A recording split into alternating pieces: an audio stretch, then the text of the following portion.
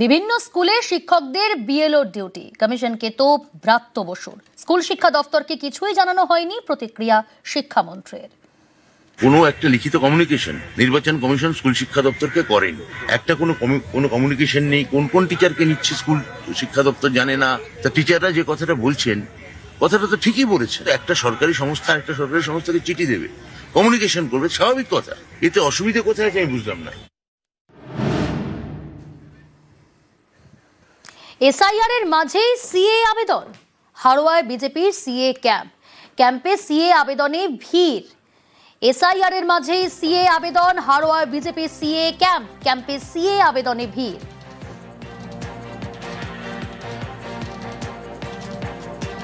আমরা এতদিনে ভয়ের মধ্যে ছিলাম, কেন একটা ভারতবর্ষের নাগরিকত্ব পাবো, এখানে আমরা সিএর জন্য আবেদন করব এবং ভারতের নাগরিকত্ব পাবো। আই কার্ড আছে, আধার কার্ড আছে, রেশন কার্ড আছে এবং ভোটার আছে, সবই আছে, যেগুলো প্রয়োজন সেগুলো আছে। যারা বাইরে থেকে আমাদের দেশে এসে আছে তাদের জন্য সিএ বিল পাস করেছে। হাড়োয়া বিধানসভার হাড়োয়া 2 নম্বর মন্ডলের পক্ষ থেকে এখানে সিএ ক্যাম্প খোলা হয়েছে। এই সিএ ক্যাম্পে আমার এরিয়ায় যতগুলো বাইরের মানুষ আছে, বাংলাদেশ থেকে এসে এখানে আছে দীর্ঘদিন ধরে, তারা সিএ এর আবেদন করবে। আবেদন করার পরে এখান থেকে আমরা তাদেরকে নাগরিকত্ব দেব।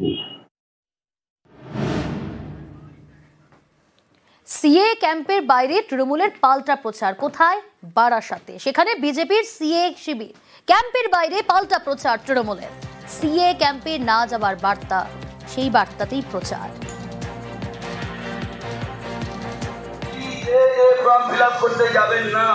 সিএ ফর্ম ফিল আপ করা মানে আপনার নিজের বিপদ নিজে ডেকে আনা।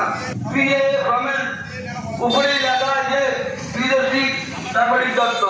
বিদেশি, আপনি বিদেশি বলেই CA form fill up. BJP দ্বারা মানুষকে চিরকাল ভুল বুঝিয়ে এসছে, এখনো ভুল বোঝাচ্ছে, মানুষকে ভুল তথ্য দিচ্ছে। সিএ ফর্ম ফিল আপ করা আমরা যেটুকু জানি, সিএ ফর্ম ফিল আপ করা মানে ভারতীয় নাগরিকত্ব চলে যাওয়া, এবং সিএ ফর্মের উপরেই লেখা আছে যে এটা বিদেশি তকমা। তখন ভোটার তালিকা থেকে নামটি বাদ যেতে পারে। সেই জন্যই আমরা মানুষকে বলছি এবং মানুষকে বোঝাচ্ছি যে আপনার সিএ ফর্ম ফিল আপ করতে যাবেন না। মানুষকে বিভ্রান্ত করার জন্য এরা চেষ্টা করছে, কিন্তু মানুষ তাতে কর্ণপাত করছেন না। মানুষ স্বতঃস্ফূর্তভাবে সিএ ফর্ম ফিল আপ করার জন্য মানুষ আমাদের কাছে এসছে। এটা হয়তো তৃণমূল কংগ্রেস ভয় পাচ্ছে, ভয় থেকে হয়তো করছে, নিজেরা আতঙ্কিত হয়ে গেছে, এবার মানুষকে বিভ্রান্তি করার চেষ্টা করছে। সাধারণ পাবলিক আর এতে কান দেবেন না। আসি পরের খবরে। স্বর্ণ ব্যবসায়ীকে ফোনে খুনের হুমকি, ব্যবসায়ীর কর্মচারীকে মারধরের অভিযোগ, টাকা চেয়ে হুমকির অভিযোগ নেতার বিরুদ্ধে। অভিযুক্ত জেলা পরিষদের জনস্বাস্থ্য কর্মাধ্যক্ষ। Social media audio viral. উত্তর 24 পরগনার মচলন্দপুরের ঘটনা। 20 লক্ষ টাকা দেওয়ার পরও 40 লক্ষ দাবি। টাকা চেয়ে বারবার হুমকি ফোনের অভিযোগ। অডিও সত্যতা যাচাই করেনি নিউজ 18 বাংলা। হ্যালো, হ্যাঁ বলো। ফোন ধরছিস না কেন? 4বার 5বার ফোন করছি, তোর তো 3 তারিখ আগামী মাসের লাস্ট ডেট। ওদা দেখো, আমি 7/3 তোমার 20 লাখ টাকা দিয়ে এসছি। আমি আর রামাজে আমি এই মুহূর্তে দাদা কোনো কিচ্ছু জোগাড় করতে পারিনি। ওসব কথায় কাজ হবে না। আমি একদম অপারক দাদা। পাচ্ছিস না? সেটা আসল জায়গায় খেলা করলে ঠিক হয়ে যাবে। হ্যাঁ, সেটা তো তুমি বলতেই পারো।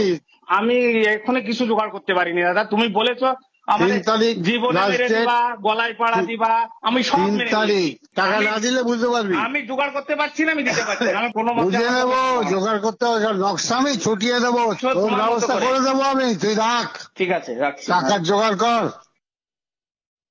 আমার দোকানের উপরে আমার একটা ঘর আছে। করোনা কালে আমার ঘরে 2020-তে এক বিএলআরও ভাড়া ছিল। 5 বছর পরে উনি এসে এখন আমার কাছে দাবি করছে 80 লাখ টাকা আলমারি থেকে ভেঙে নেওয়া হয়েছে।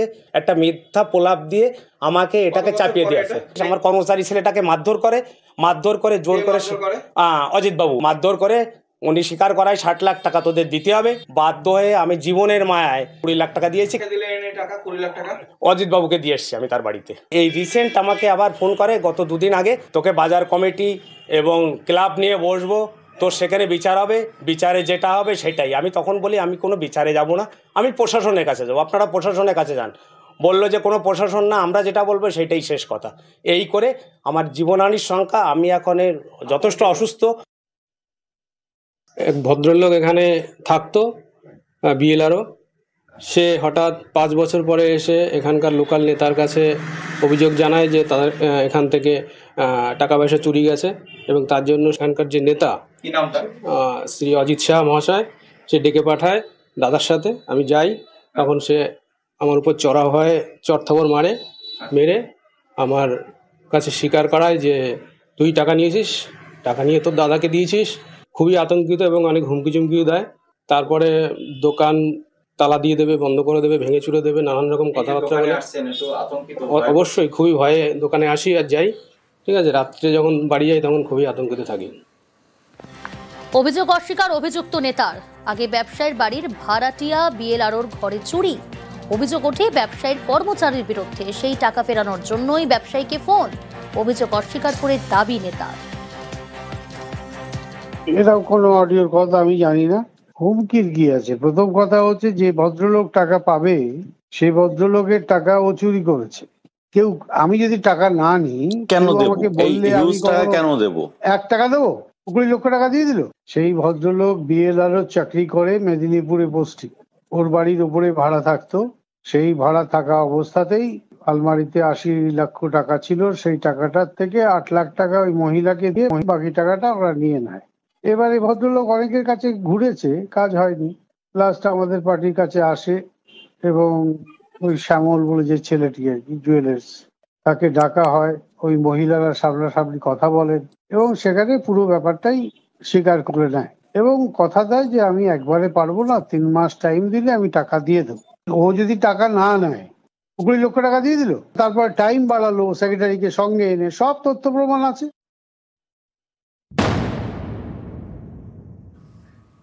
মর্মান্তিক। আন্ডারপাসে জল, রেল লাইনে মৃত্যু। মুর্শিদাবাদের নিমতিতায় মৃত্যু 3 শিশুর। জল জমে 2 দিন বন্ধ আন্ডারপাস। ঝুঁকি নিয়ে রেল লাইন পার হতে গিয়েই মৃত্যু। ঘটনাস্থলেই 3 শিশুর মৃত্যু, আশঙ্কাজনক 1। রেলের ভূমিকায় ক্ষোভ স্থানীয়দের।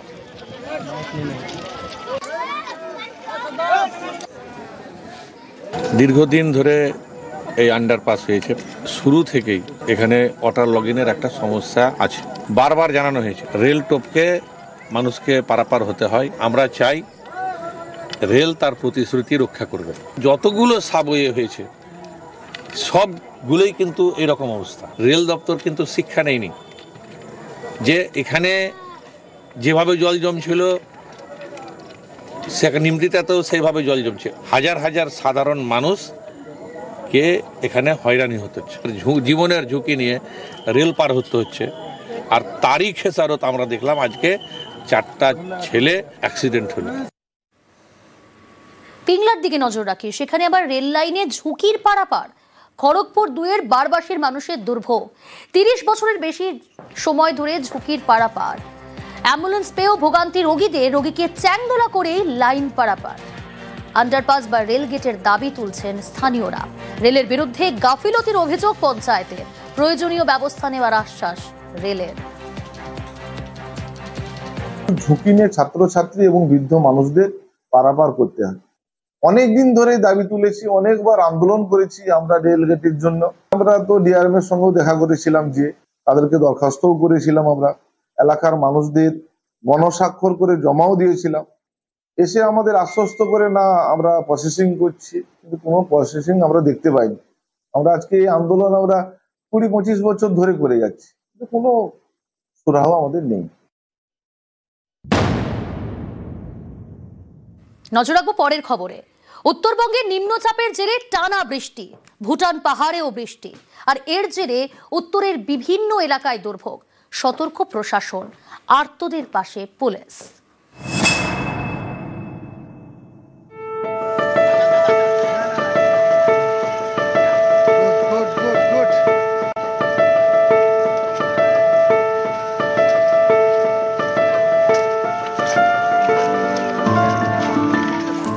বৃষ্টি পড়ছে, বৃদ্ধাকে পিঠে করে ত্রাণ শিবিরে নিয়ে যাচ্ছেন 2 পুলিশ কর্মী।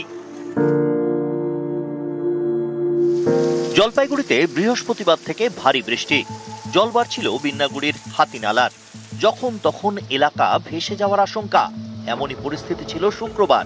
সেই সময়ে বিন্নাগুড়ি স্টেশন লাগোয়া নেতাজি পাড়ায় হাজির এক পুলিশ আধিকারিক এবং এক পুলিশ কর্মী। নেতাজি পাড়ায় টিনের চালের বাড়িতে থাকেন এক বৃদ্ধা, ভালোভাবে হাঁটতে পারেন না। রেল লাইন পেরিয়ে ত্রাণ শিবিরে যাবেন কিভাবে? তাই পুলিশ কর্মী বৃদ্ধাকে পিঠে তুলে নেন, পৌঁছে দেন নিরাপদ আশ্রয়ে।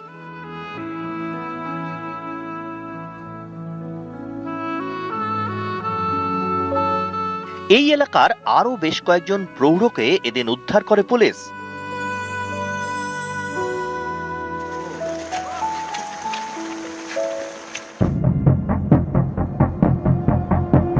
আলিপুরদুয়ারের শালকুমার, এখান দিয়ে বয়ে গিয়েছে সীসামারা নদী। নিম্নচাপের বৃষ্টি এবং ভুটান পাহাড়ের বৃষ্টির জল জোড়া ফলায় ফুঁসছে নদী, বাঁধ ভেঙে গিয়েছে, যখন তখন ভেসে যেতে পারে বিস্তীর্ণ এলাকা। তাই সতর্ক প্রশাসন।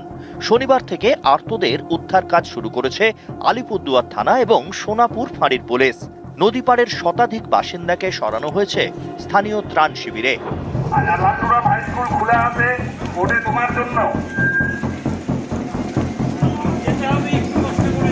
ভুটানের যে প্রকোপ, যে জলের যে প্রকোপ বা স্রোত, সেটা আটকানোর মতো পরিস্থিতি নেই। অর্থাৎ এই সীসামারায় যতই বড় ধরনের বাঁধ হোক না কেন, ভুটানের জল যদি প্রবেশ করে সেই বাঁধকে রক্ষা করার মতো পরিস্থিতি আমার দৃষ্টিভঙ্গিতে সম্ভব নয়। আলিপুরদুয়ারে জলদাপাড়া জাতীয় উদ্যান। মাদারিহাট থেকে জলদাপাড়ার সাফারিতে যেতে গেলে হলং নদী পেরোতে হয়। ৪ অক্টোবরের দুর্যোগে নদীর ওপরের কাঠের সেতু ভেঙে যায়। বিকল্প সেতু তৈরি করেছে প্রশাসন। সম্প্রতি বৃষ্টিতে ফের নদীর জল বেড়েছে, জলের তোড়ে ভাঙতে পারে সেতু। এই সেতু বাঁচাতে তৎপর পুলিশ। জলপাইগুড়ি থেকে রকি চৌধুরী এবং আলিপুরদুয়ার থেকে রাজকুমার কর্মকার, নিউজ 18 বাংলা।